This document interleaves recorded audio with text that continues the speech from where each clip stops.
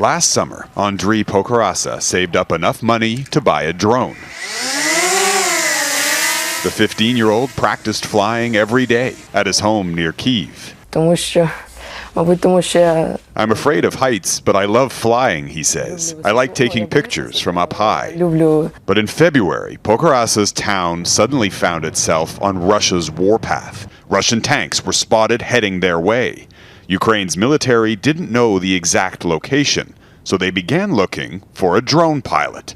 Drones have been a tool of war for years, but Ukraine has witnessed a proliferation of these consumer-level drones, which can be owned and operated by almost anyone from almost anywhere, giving the Ukrainian military potentially thousands of eyes in the skies. It's like a game changer for the war. This drone shop owner says when Russia invaded, Ukraine's military didn't have any short-range drones. So he put out a call on Facebook for civilian drone owners to help locate Russian forces. The response was overwhelming. If we didn't have such operators and drones who can help Ukrainian army, I think Kyiv already could be occupied by Russian forces. More than 1,000 civilians answered the call to help, including the youngest volunteer, Pokorasa.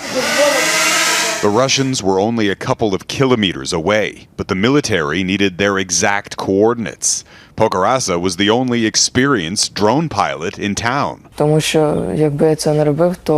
was very scared, but if I didn't help them, the Russians could be here in a day, he says. The grade 9 student went with his father to a nearby field and put his drone up over the highway. Before long, he spotted an armored column of Russian vehicles.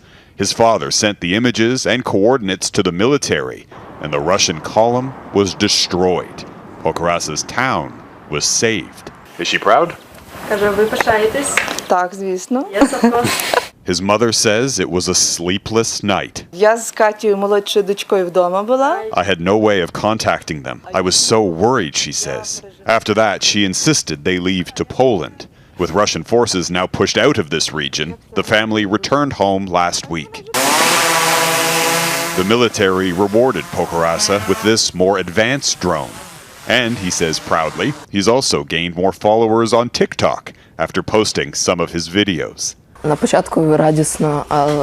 was so happy that I helped, he says, but also there were people in those Russian vehicles. They were occupiers, but still people.